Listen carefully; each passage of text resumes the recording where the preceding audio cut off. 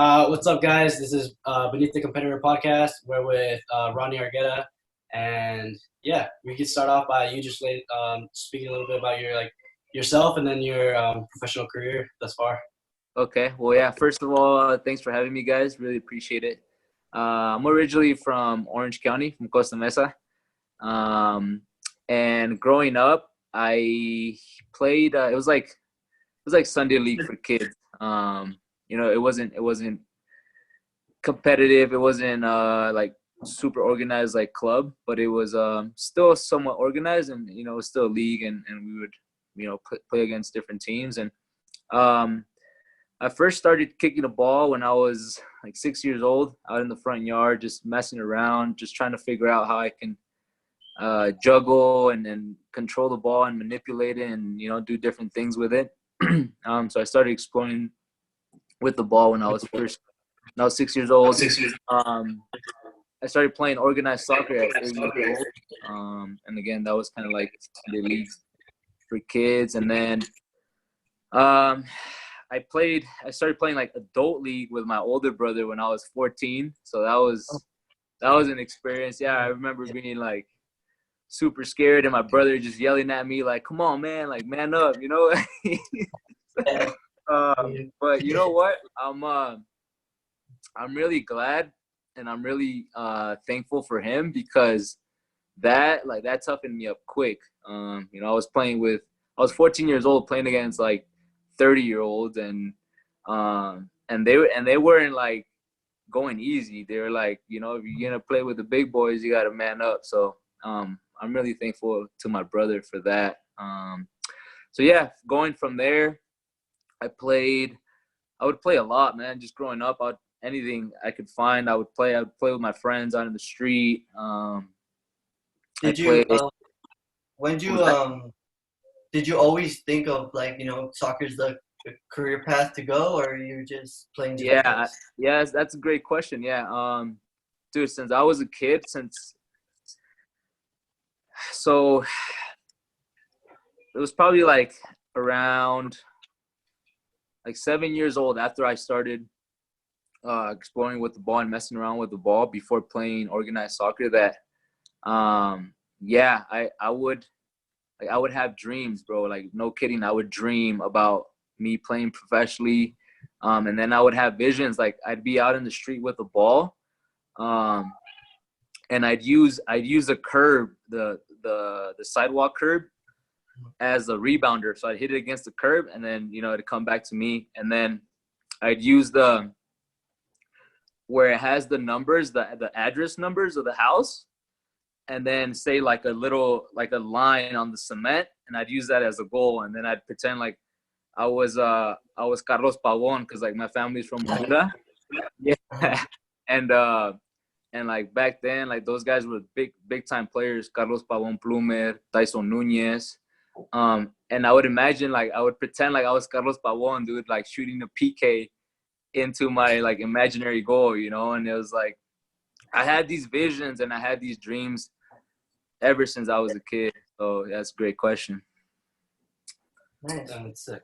Okay, so You said from playing with your brother adult league, how to go afterwards. So how to go from there? Yeah, so going into there, I'd play in school too, like in elementary. There was this league. Pilot Cup? When you were there? The what? The Pilot Cup? Did you ever play that? Or Yeah. Nice. Yeah, did the daily Pilot Cup growing up. Did you ever win it? And what was that? Did you ever win it? Did we win it? No, we got close. Well, I don't think I ever. Huh? What school? So I started off in Pomona, went up to Ray Elementary, and then I went to Wilson as well because like I moved around. So I went to Wilson Elementary, and then from there I went to T Winkle for middle school. Dude, that's super similar to us. Yeah, so I went Pomona to Ray, and he just went to Wilson. Yeah, I went from Pomona to Wilson. Yeah, that's okay. Yeah, dude, yeah. Wilson, we actually won it 6th grade year. We won What Pilot was Cup that? 6th grade. With What was that? Wilson? Yeah. Okay. Yeah. Okay. So with Wilson, with Wilson, we actually won it 6th grade year. Oh, Um, you guys won it? That's yeah, dope. Yeah. which is pretty That's funny. dope. But Yeah. yeah. So you went Tewinkle. You played at Tewinkle. Yeah. So played in Tewinkle as well.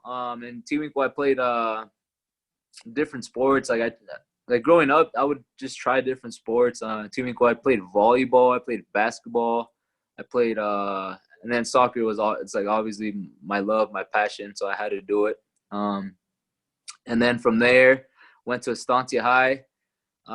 Played my freshman year in 2005. I played Froshoff, and then sophomore year I made varsity, and then played varsity junior and senior year as well.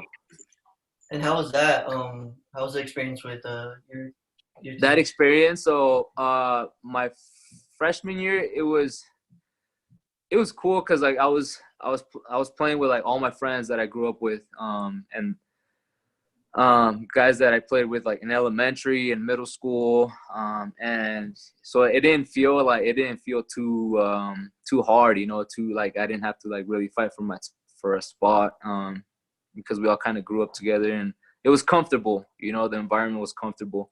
But then my sophomore year, when I made a varsity, it was a little tough again because I was playing with, you know, seniors, juniors that like you have to man up, you know, you have to take your game, your physicality, your mentality to to the next level. So that was fun in itself. And I mean, just through hard work and dedication, and as cliche as it sounds, that's what earned me a starting spot as a sophomore. So and that's really been like kind of like my staple of my game, just hard work. I've never been the most talented, the most technical, Yeah. the most creative on the ball. That's never been me. I've never been the best player on my team, but I've always been one of the hardest workers, and so I think that's what's taken me so far. That's what's helped me out in my game. And Nice. and so Yeah. after high school, or even during high school, was there any like club teams that you were playing for, or was it just purely high school? Yeah, no, it was just high school, and like adult league here and there, when I was in season for school. So the two big clubs in Orange County, while I was growing up, were Pateadores, Petidors, and Irvine Strikers. And I had two good friends, my childhood friends, Chuy Sanchez, Jesus Sanchez. I'm sorry, Chuy Garcia, Jesus Garcia, and George Olivas. So George played for Pats, and then Chuy played for Strikers. And like I would always want to go, you know, and I was like, guys, like, please invite me to one of your trainings. Like, I want to go, I want to experience that, you know. And so George took me once. He asked his coach, he's like, hey, can I bring one of my friends out? And yeah, he brought me out, and like, yeah, it was like it's different level. Like I could feel like they were just so much better, you know, like obviously the coaching and all that, like just the talent that you're around in a club setting is just so much better. So I was thankful for that experience, but I just like my mom couldn't afford it, one, and then two, I wasn't good enough at the time to be sponsored, you know, because you know that they can sponsor players to go and play. If you're really good, they'll sponsor you and they'll help you out financially. But yeah, that wasn't my case.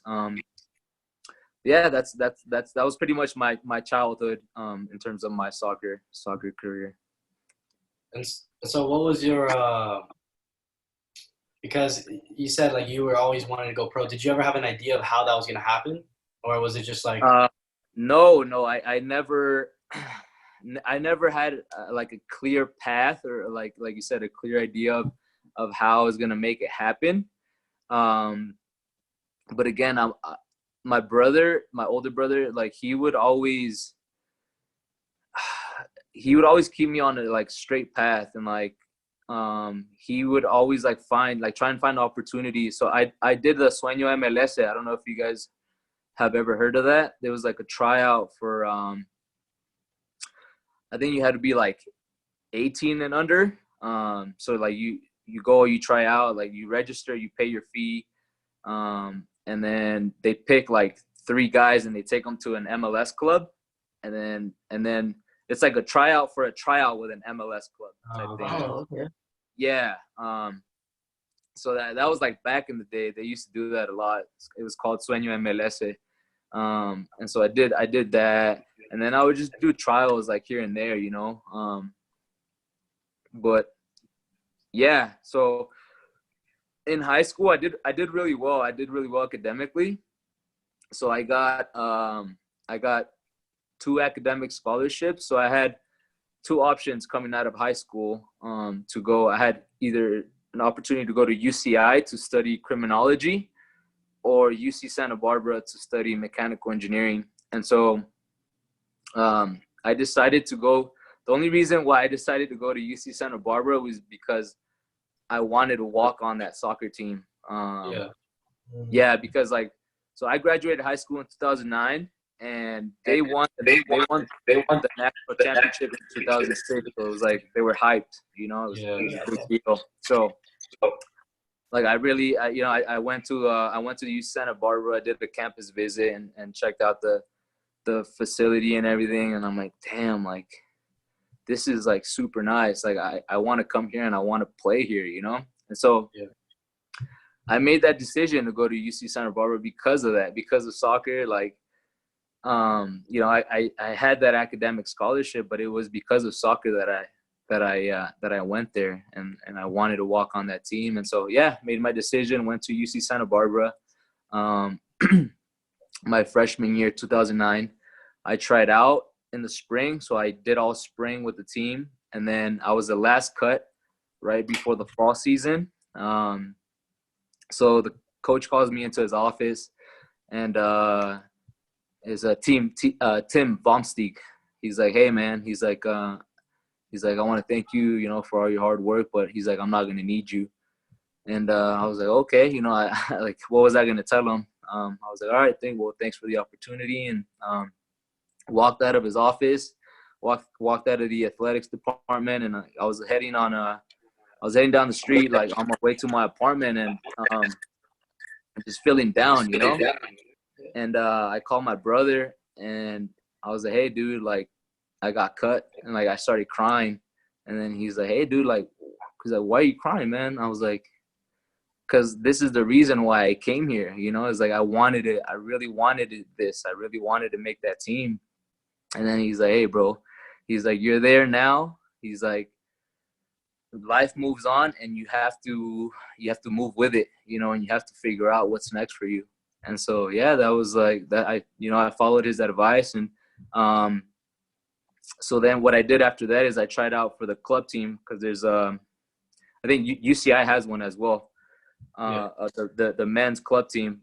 And so I tried out for the club team, made the club team, played on the club team for 3 years. So I was at Santa Barbara 5 years, because it took me 5 years to finish my degree. But yeah, I played on the club team for 3 years, and that was really fun. It was competitive, but not as competitive as a D1 program. But it still kept me in it, you know. It kept my fire, my spark going, and it was a lot of fun, because we would travel. We would go up to Berkeley. We would play against UC Berkeley. We would go down to LA, play LA, USC. Go down to Orange County, play UCI. So it was cool. We would travel a lot, and that was really fun. And then while in Santa Barbara, I was playing adult league as well. And then I'd play a lot of like pickup, intramurals. So I was just playing a lot. Damn. And so, like after being cut, I know you said you spoke with your brother. I know he's probably a big inspiration as to why you kept going. But Yeah. like after being cut, like from like a program that's like that elite, because Santa Barbara's always had like such an elite program.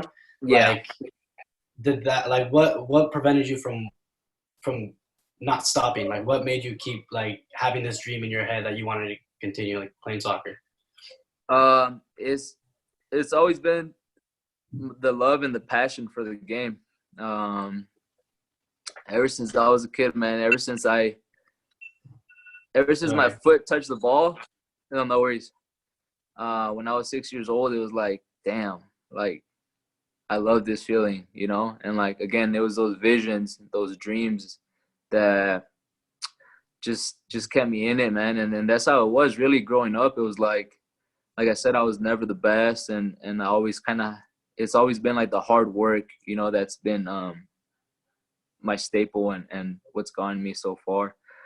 But yeah, man, I think it's just been the love and the passion for the game, for sure. So when you finished the 5 years at UCSB, Yeah, how old were you at that time? So you're like 20. I was 22? 24. I was 24 when I graduated. Yeah, in June 2014. Okay. Mm-hmm. And from there, like, what was your plan? Like, what'd you do? Yeah. So I graduated June 2014, and then I asked myself, I was like, okay, what do you want to do with your life? Because I graduated as a mechanical engineer, and then I was like, do I want to do that for the rest of my life, or do I want to pursue my dream of becoming a professional soccer player? And so, yeah, I chose to stick with soccer and try and pursue that dream. And so what I did is I asked for help. I asked my my club coach, and he was still living in Santa Barbara at the time. I was like, hey, RJ, I need your help. I was like, can you help me train? I was like, I want to train Monday through Friday, 2 hours a day in the mornings. But I want to be consistent. And then I was still playing adult league, like on Sundays. And so that was my plan: train, get a lot of touches during the week, and then go and play on Sundays. And although the level is not the best, but it's really what you make of it. So did that for about a month with him. And then while we were doing that, kind of towards the end of our month, we scrimmaged a U18 Santa Barbara club team with my adult league team.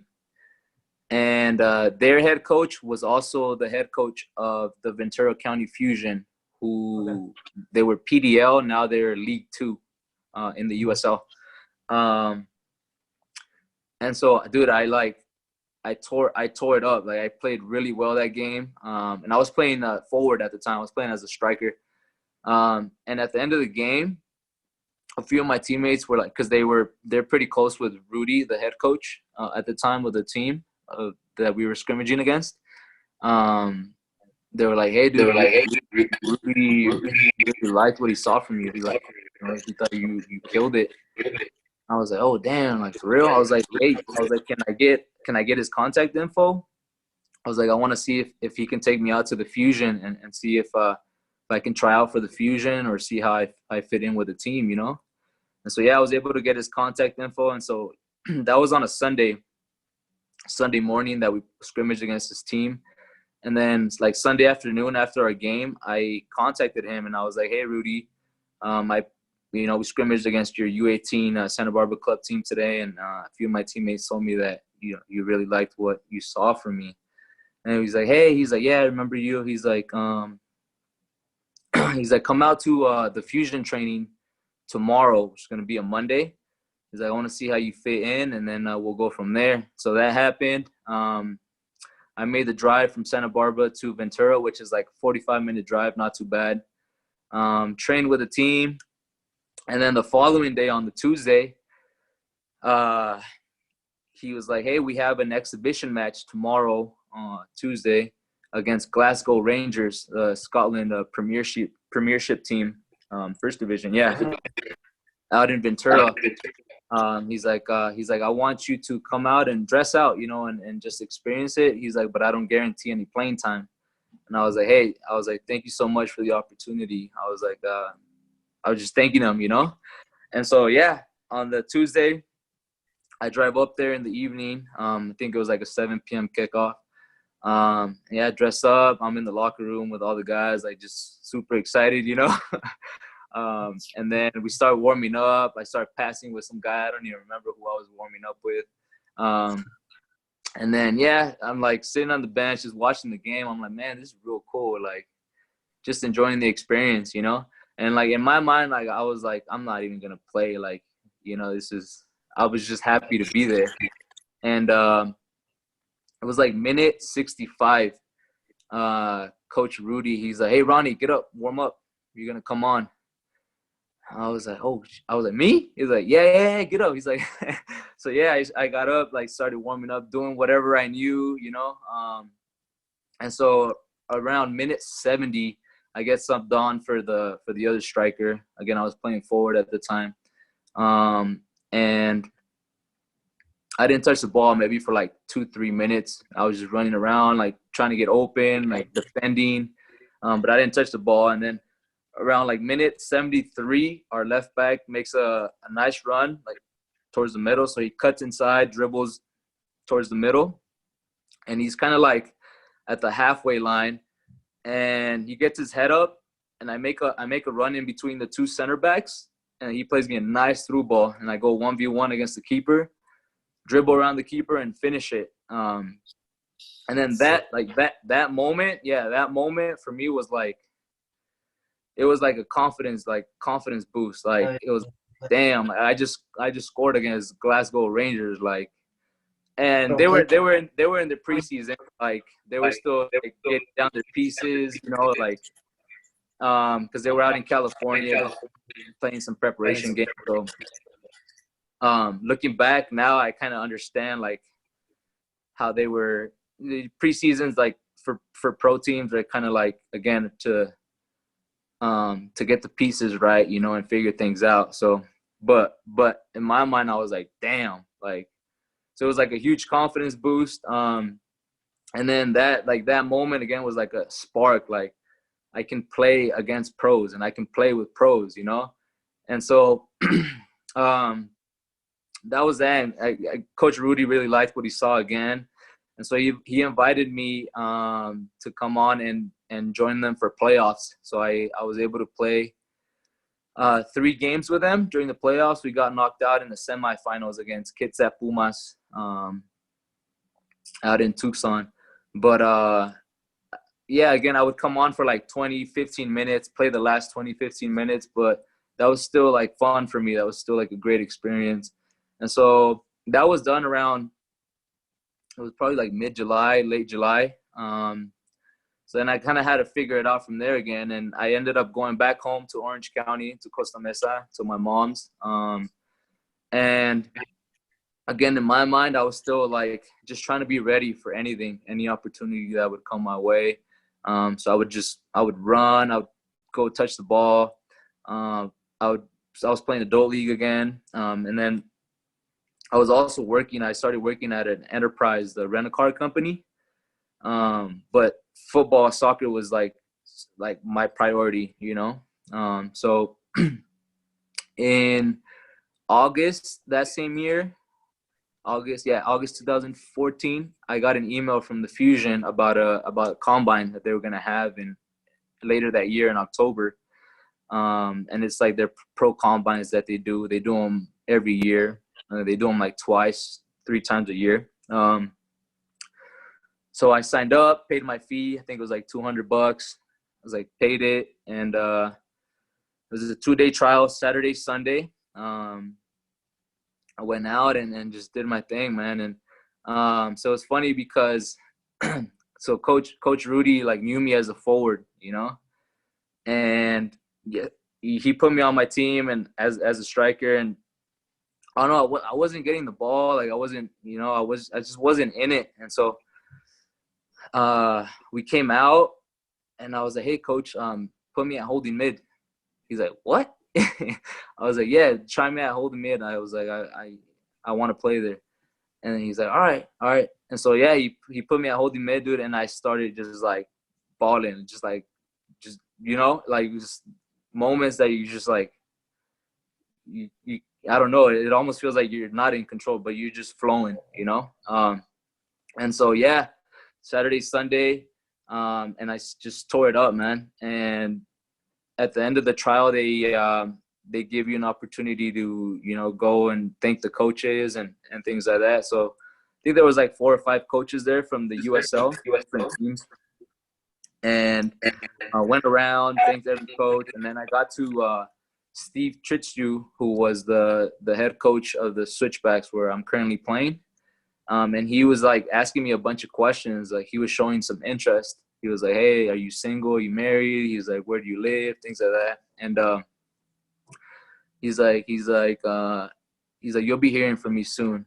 He's like, "Within the next 2 days." He's like, "I want to offer you something." And then, dude, I was like, Wow. no way. Like, yeah, I was like, damn. Like everything just happened so quickly, you know? Yeah. And yeah, like after the trial, I was like driving back to my girl spot, and I was just so happy. And then I called my brother, and I'm like, "Hey, dude, like I think we're gonna get a contract pretty soon." I was like, "Coach Steve really liked what he saw, and then he showed some interest, so we'll see." And then yeah, that following Tuesday after the trial, I get an email. I was at work. I was at work on the laptop at the Enterprise. And boom, the email comes in on my phone, and just call my brother right away. I was like, "Hey, dude, he sent the contract." And he said, "Dude," he's like, "Why are you calling me? Fucking sign it." Yeah. And that's how it is with your first contract. You know, so it was a 1 year for the 2015 season with a team option. So that's really how they kind of do it for your first year. It's kind of just to see like if you're able to keep up and learn, and the team option is like if they want to keep you at the end of the season, they have the right. If not, they'll release you, you know. And obviously it was like, can't remember, I think it was like 1,100 a month or something like that, you know. And it was like your first contract, you don't really care, you just sign it, and that's your foot into the pro world, you know. And so yeah, that was that, man. And I'm forever grateful to Steve for giving me that opportunity, dude. That's crazy. How everything added up together, dude. That like it happened for a reason. Yeah, and that's how it really is, man. It's like it's like moments, you know. It's like opportunities that, and you just never know. You just never know, like when it can happen. Like it's when kind of like when you least expect it, really. But yeah, man, everything happened so quick. It was just unbelievable for me. Yeah, like I can kind of relate to it a little bit where in my situation when I had signed with OTSC, like it was just like you're explaining it. It was just so like it kind of felt random, and it was just like out of nowhere. Yeah. Yes, like I was invited to they call it the talent group, which was like just like local players, like a little. It seemed like a trial, but what I had thought going into it was just like it was just like a training session because we're off season with club, so I was just like training session with another group of players. It's kind of how it felt, and week by week, just players started like weren't showing up anymore. And then at the end of it all, like the last 3 weeks, they invited us to start training with like the first team and everything.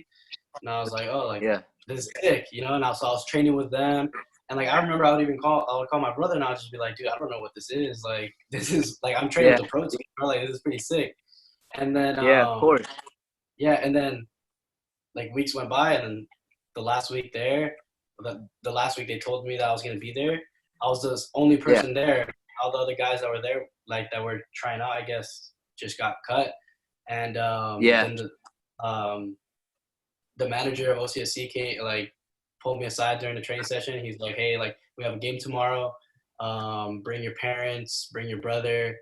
I'm gonna like I have some exciting news for you." And I was like, "Oh, what? Like this is like yeah." So he showed up.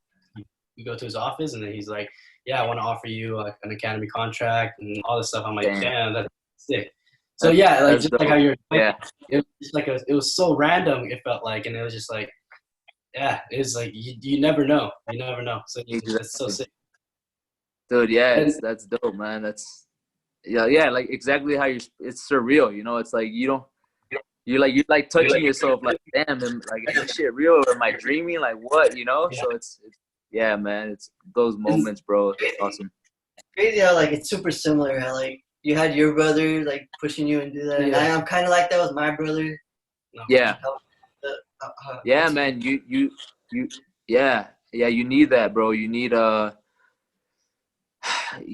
like a support system. You need at least someone, to that believes in you and that like and the ups and downs is always gonna be there for you. So and obviously as like the older you get and the more experience you get, like so you kind of learn how to be like individually strong mentally, and but that's all through experience. But yeah, growing up, you definitely need somebody that's gonna remind you like, hey man, it's gonna be all good, you just keep working, things like that. So that's awesome that you guys have each other. Yeah. I was gonna say like, cause like obviously like I feel like I mean I spoke with Matt Sheldon. You know who Matt Sheldon is? Yeah, Matt Sheldon. Yeah. Yeah, so I spoke with him, and he like I told him about like my rookie year, so like my first year there, and Yeah. he just laughed. He's like, "Dude, that's like exactly what I went through and stuff like that," Yeah. and just like the little, being, especially because I was 17 at the time, so I was really young, and I Young. messed up. Yeah, bro. Everyone's on my ass, and stuff like that. So like, you signed your contract. I know you were a little older, so what did it Yeah. feel like? How was that your first year of now officially pro? Like, how did that feel, and like how was the environment around you? Bro, yeah. So I signed when I was 24 and then played my first pro season at 25 years old. So that's super late.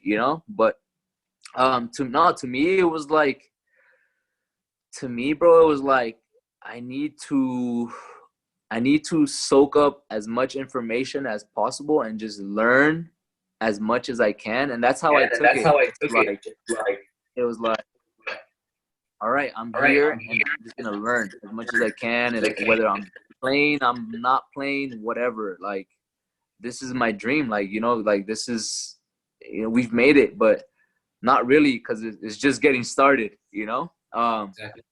But that's how I took. That was like my mentality, and that helped me out a lot, bro. That helped me out a lot. Because again, my first year, I wasn't a starter. Like halfway through the season, coach played me. He started playing me as a starter, and then I finished the second half of the season as a starter. And then I guess he obviously liked what he saw at the second half of the season, so he picked up my option to come back for 2016, and then 2016, bro, I tore it up. Like I honestly felt really good physically, mentally. I felt like I was like on top of my game, and that was, I think a lot of it was preparation in the off season. I fucking worked my ass off. So coming into the season, I felt really confident, and so yeah, that was my 2016 season. And then after my 2016 season, I was free, so I was out of contract, but Coach Steve wanted to pick me up again to come back for the 17 season, and I got big headed because one, like I felt like I had a really good season, and I felt like I deserved more. I felt like I deserved more money. I felt like I deserved to be at a better club, bigger, better club, and I got big headed, man. And so I was like I was like contacting agents and like looking for like just to be at a bigger club, and I got this opportunity to go to Mexico. I went on trial to Celaya in the Ascenso MX. This was sometime in like mid-November. I went to their preseason, and the guy that took me there, the agent that took me there, is actually Rudy Ibarra's son. So the guy I played for at the Fusion is his son. So he's really well connected in with that team in Mexico. So he took me there, and before going there though, he made it seem like he was telling me that they wanted to sign me. Like, he's like, hey man, they've seen your highlight video, they really like what they see, they want to sign you. Like, no questions asked, they're gonna sign you. And I was like super excited, dude. I was like, no way. I was like, damn. I was like, all right, man, like, let's make this happen, you know? And so I go.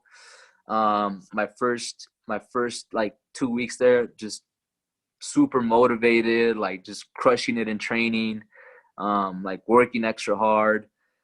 And then one day he comes up after training, he comes up to me, and the agent, Marco Ibarra, he's like, hey man, I won't be able to negotiate your contract here. And like, in my mind, I was like, what? Like, that's your job as an agent. But I didn't tell him that. I was just kind of like, all right. I was like, so what do we do now? He's like, all right. He's like, I'm gonna get you in a meeting with the owner, who was Guillermo Lara. He's like a big agent in Mexico. I'm gonna get you in a meeting with him, and you can negotiate the contract with him. And then he's like, this is what you need to tell him. This is how much you need to ask him for. And he was just giving me details. And I was like, all right, man. I was like, get me in that meeting and we'll make it happen. And so we left it at that, went back to training, kept training a couple days. A few days went by, and I was like, hey, Marco, I was like, what's going on with my contract? Like, I need to get in that meeting. You know, I'm running out of money. I don't have a lot of money saved. Like, I need some money. And then he's like, yeah. He's like, I'm working on it, man. I'm working on it. And yeah, he just kept me like that, dude. Like, days would go by, weeks. And I was never able to meet with Guillermo to negotiate my contract. And I was in Mexico 5 weeks. And by the fourth week, I was kind of like mentally like just psyching myself out, because I felt like they didn't want to sign me, and like I just wasn't feeling comfortable there anymore. And so, dude, I would show up to training, and I would feel like there was moments where I felt like I couldn't even trap the ball, like where I couldn't take a good first touch, like I felt like I couldn't pass it. But that was because psychologically I was just like, I wasn't there anymore, you know? I was like, I was out of it. And so yeah, by the fifth week, at the end of the fifth week, I was like, hey, Marco, like, you know, you've been telling me like that these guys want to sign me, and you've told me that you're going to get me in this meeting with Guillermo, and I don't see anything happening. So I was like, I want to go back to the U.S. He's like, all right. He's like, buy your plane ticket and get out of here.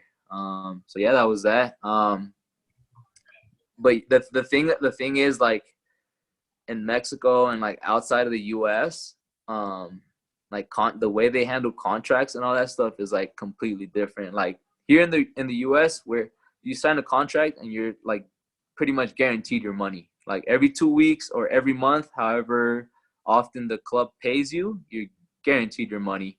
And like, for example, in Mexico, there's like a lot of cases where players have gone an entire season and don't see any cents. Like they don't see one penny. And it's just crazy, like the corruption in football, you know. So in a sense, I was glad I got to experience that, because I was able to see just like how dirty the game can be outside of the field, like the politics behind the game, you know. And so I learned a lot outside of the game just being over there, because over there they have two contracts. They have a contrato federativo, which is with the Mexican Federation, and then they have a contrato interno, which is with the club. So what they made me do was they made me sign the contrato federativo, which is with the federation, and within that contract, the specified amount that I was going to get a month was 10,000 pesos, which was like less than $300 a month. And yeah. And so they made me sign that, so I was pretty much locked in. Like they own my rights.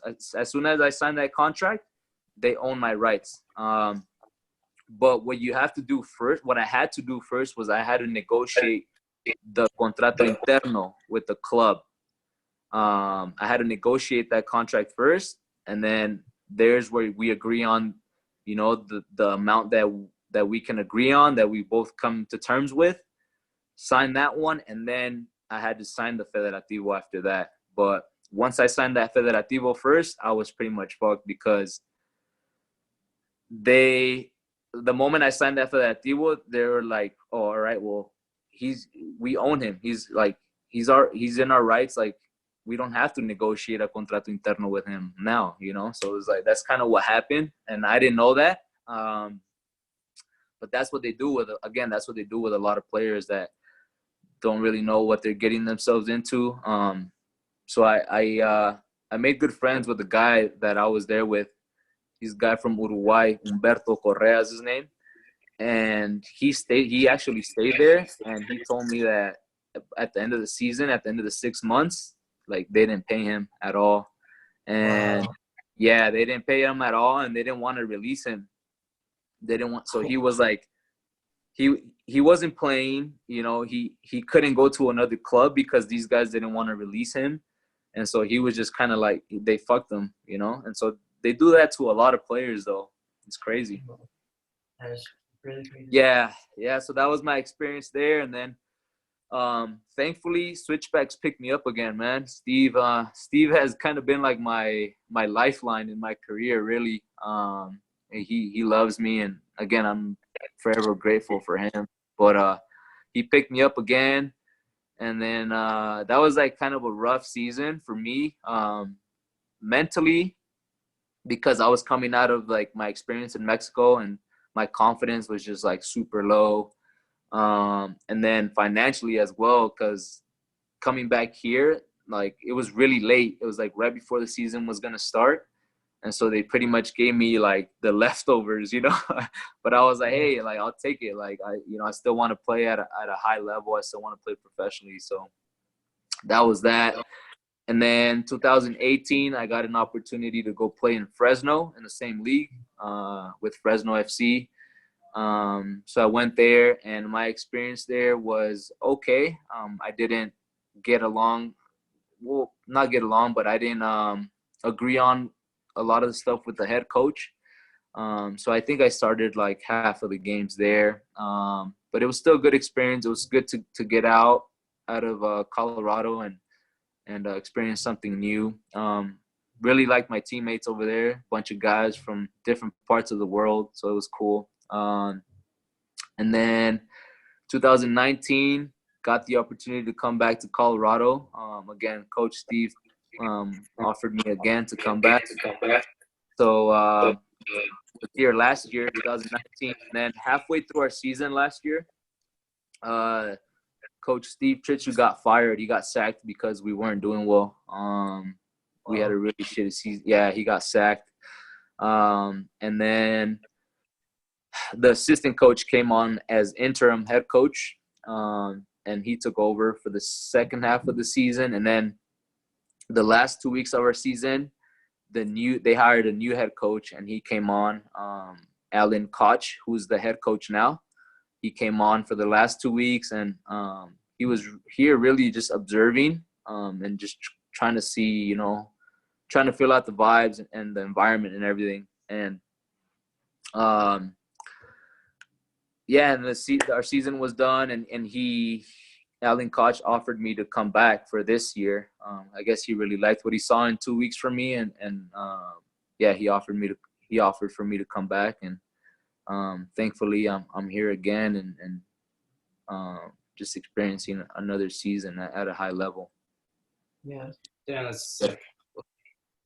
Just that entire The storyline. Yeah, that storyline is really sick. But I wanted to backtrack a little bit where just ask you, playing in the United States in the USL, and experiencing the style of play here, and then now the style of play in Mexico, like, how different is it, and like how and the environment as well in the locker room and in the field, like, how is that? Yeah, so we'll start off with the style of play. The style of play is super technical. Like, it's like these guys are just, their football IQ is just, I think, so much higher. they're so much better on the ball. Everything they like, their passes, you know, just with the ball, the things they do with the ball are just so much better. Their movements of the ball are a little smarter. So there's not a lot of running. I mean, you have to run, like, no matter what. Like in football, you have to run, but their kind of running is a little bit smarter.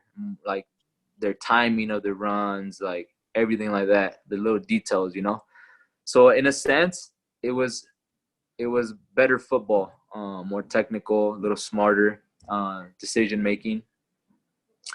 And like guys in the locker room, things like that. Like you have guys from all over like mainly South Americans, like Argentinos, Uruguayos, and there's a lot of egos, man. Like there's these guys, they think they're the shit, you know, and I mean, they have all their rights because like a lot of these guys are ballers, you know, and so, but yeah, they like, so like me going there, like although I speak Spanish and like we speak the same language, I still felt like unwelcomed.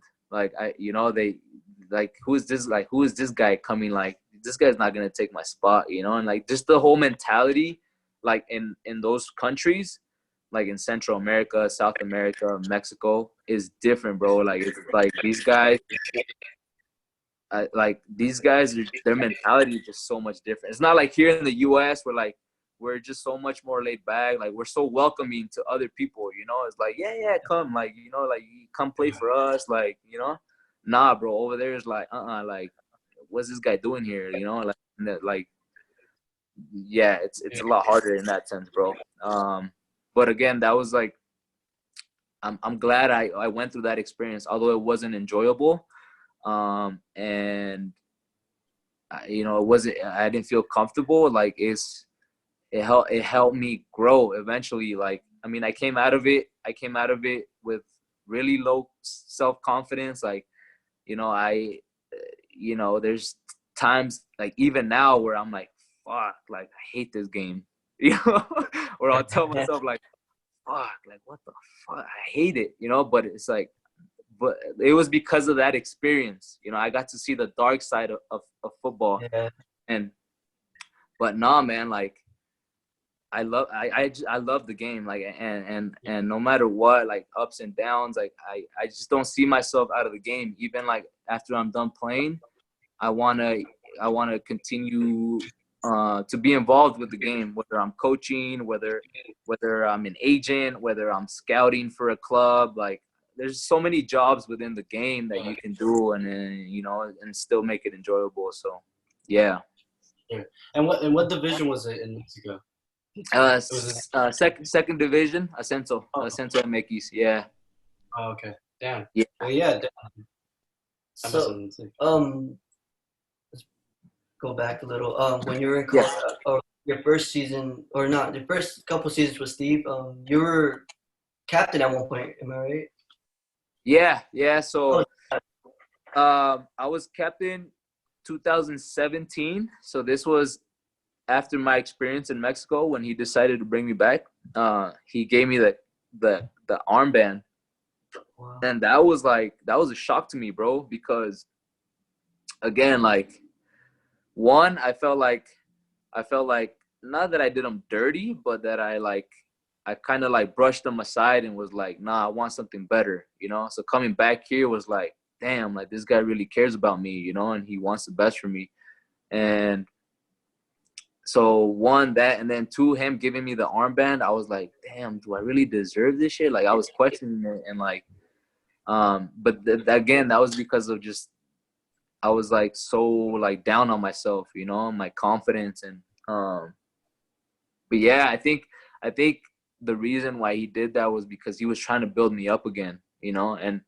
And good coaches are not only like tactically and like technically knowledgeable about the game, but they're also man managers, where they're able to deal with the human, you know, because we're humans, we're not robots. And so they're able to manage the person, and we all kind of need different types of management, You know, we're all different. We all learn in different ways. We all like if I yell at Rafa, like if I'm a coach and I yell at Rafa and that makes him go, you know, that might not make Miguel go.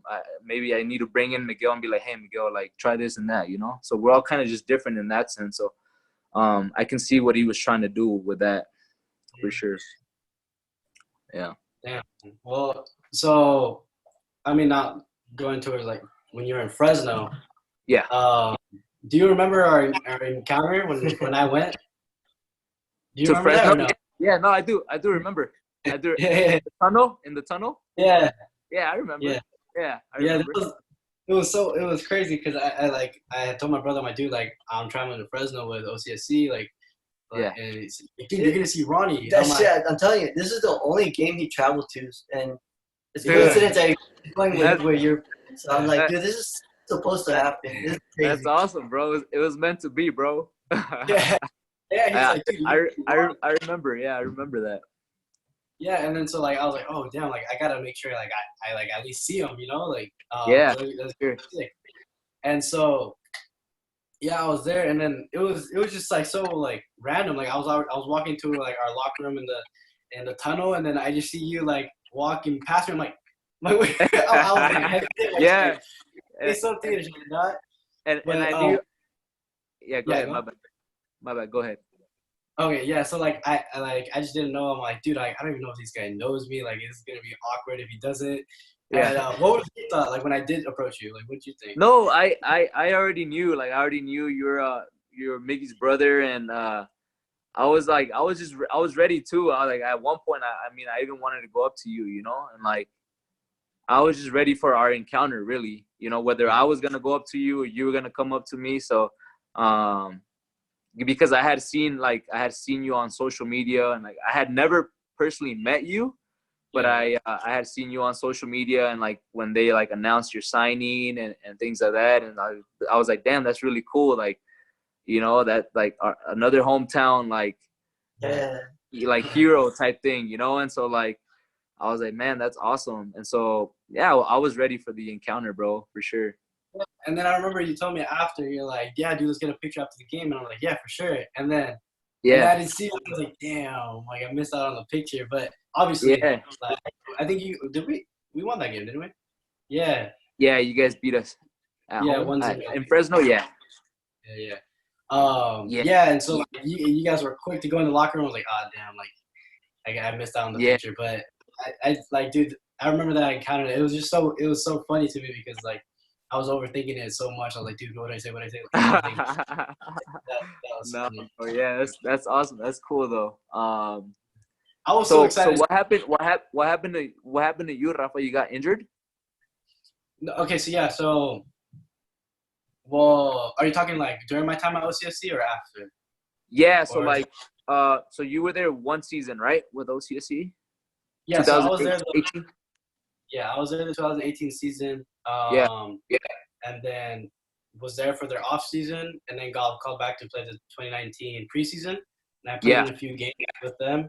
And I was just training with them, and then the coaches spoke with me because I had verbally committed to UCI my sophomore year, the end of my sophomore year.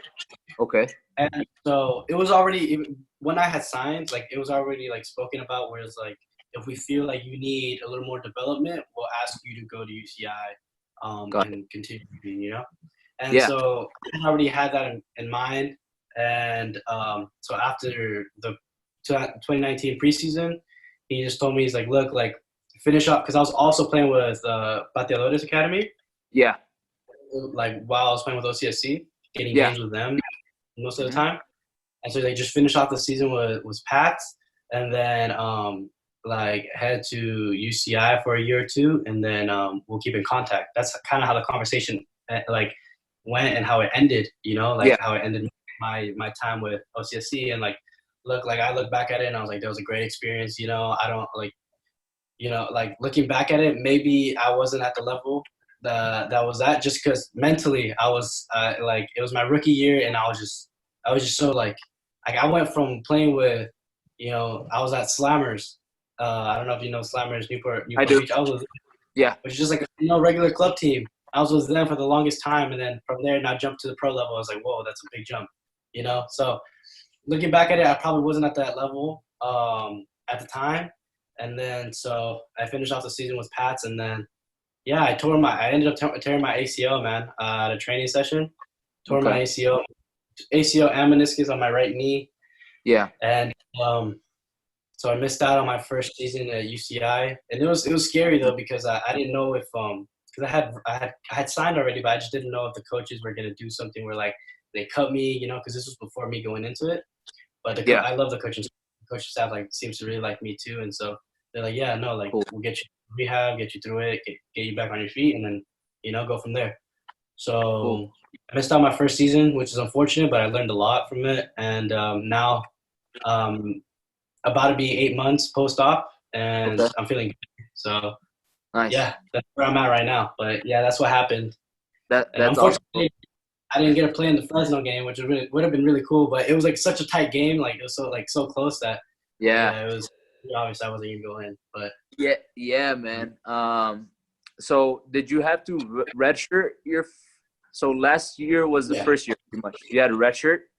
yeah, I had to. Yeah, I did I think it's called medical redshirt.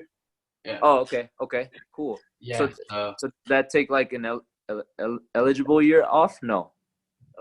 Medical. No, I don't know. I should probably know how it works, but I don't. Yeah. I think I still have like another. Yeah, I think I still have 4 years.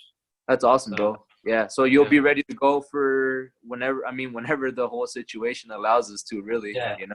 Yeah, just like Yeah. I'm ready. I feel like I'm better than I was before, like all of it, like everything. Bro. Yeah. I feel like I've ever been. No, You know. no, dude. Yeah, it's cool, man. Because I mean, thankfully, I've never been through a serious injury. But like I've seen teammates go through it, and I think that you just you're gonna come out definitely. You're gonna come out stronger, and then two, you like learn a lot about yourself mentally and like physically as well. Because like the whole rehabbing, I'm sure they put you through a lot of exercises that you're working out muscles that you've never been sore in those areas, and you're like, holy crap, I didn't even know I had a muscle there, you know? So in that sense, I'm sure you like learn a lot about your body, man, which is cool. Cause like now you're going to be able to like take care of your body, and you know what it takes to, you know, take care of it and maintain, because as you get older, right, it gets a little harder. But if you're doing these things, if you're stretching, you know, you're strengthening, and you're gonna have a long career, bro. So that's awesome. That's great. Yeah, man. Yeah, for sure. Like I think I've definitely grown a lot mentally from it as well. So I'm like, I think it was meant to happen. You know. Yeah, of course. Yeah. Another thing that I feel like was meant to happen is me as a kid. I was playing adult league. Yeah. I was 14. I tore my ACL. So total, I've gotten 3 ACL surgeries. It runs in the family, I guess. And then for him to get surgery, it was more of like he learned from my experiences, basically. Yeah, for sure. Okay. There you go. Yeah, he was so young, he didn't go through the proper rehab that now I know like he's important. So that's another thing too. Yeah, making sure you get the proper care for all that stuff too. Yep.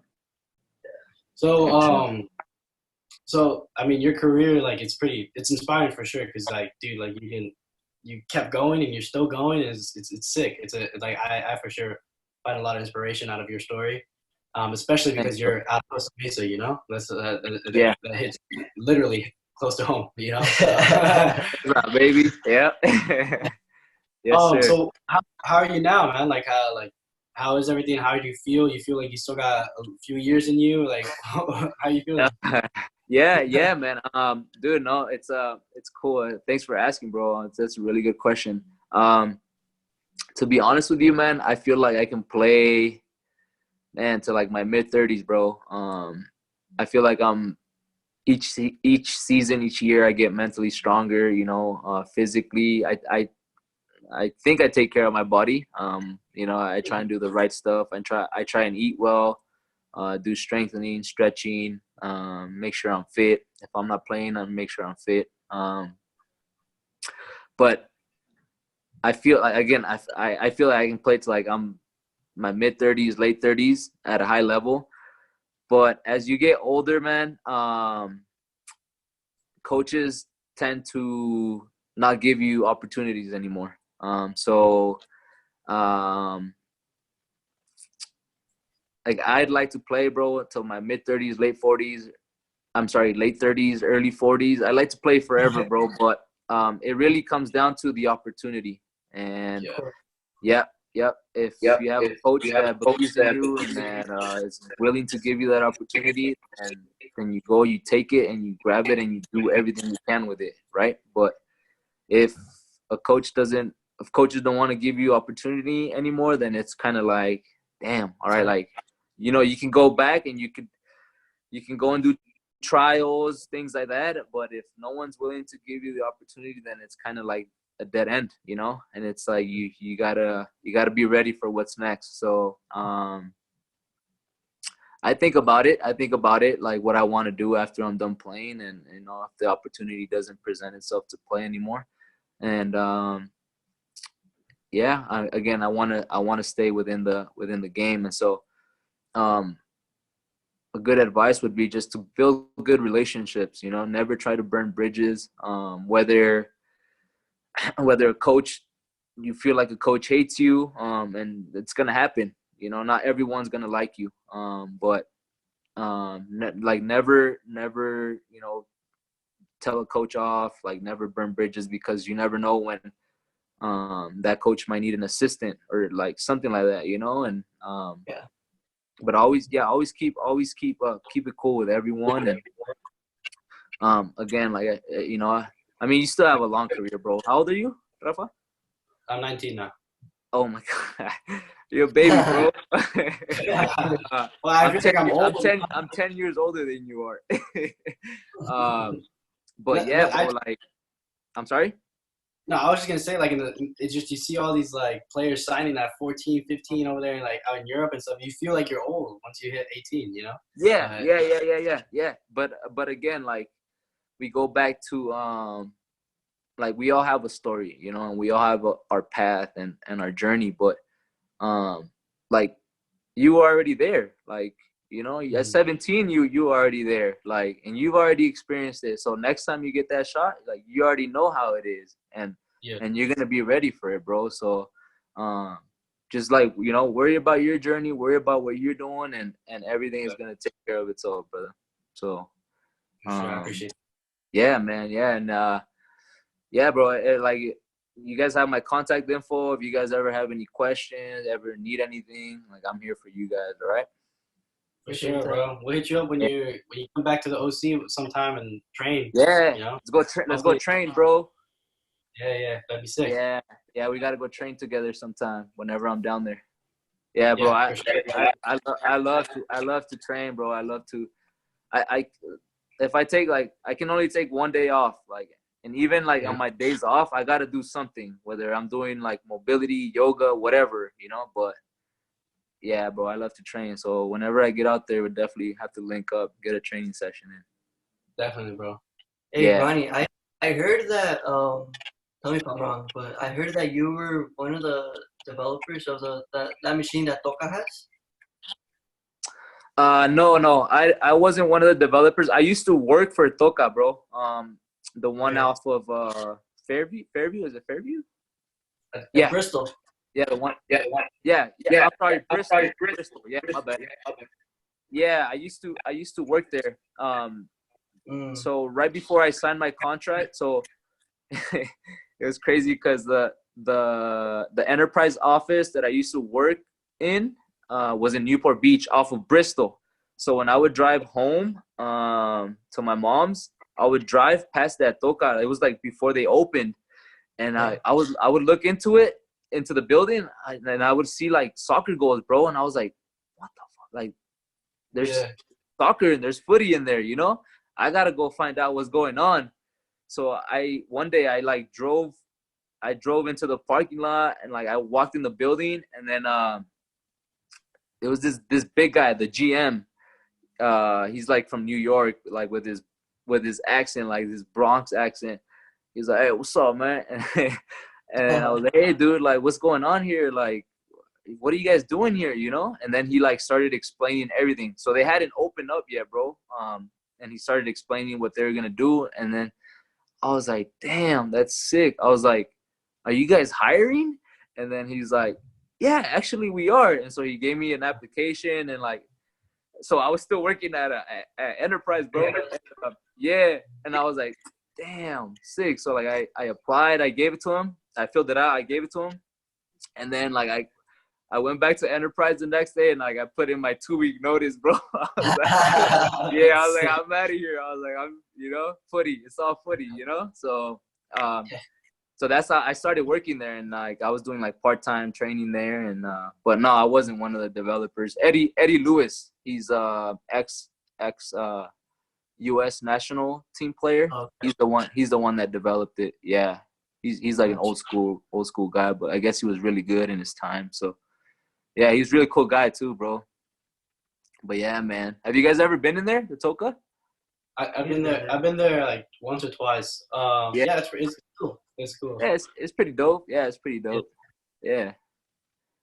Yeah. Yeah, man. Well, thank you for taking the time to like speak with us, man. It's sick. Like, I know this is like we've been wanting to do this for a while. So. All right. Well, thank you guys. Yeah, thanks for having me on, bro. And again, whenever you guys have any questions, need anything, we're here for you. Okay. Yeah, appreciate it. For sure, man. Thank you, Rony. All right, guys. Have a good weekend. All right, Take care. Take care. All right, later, boys. See ya.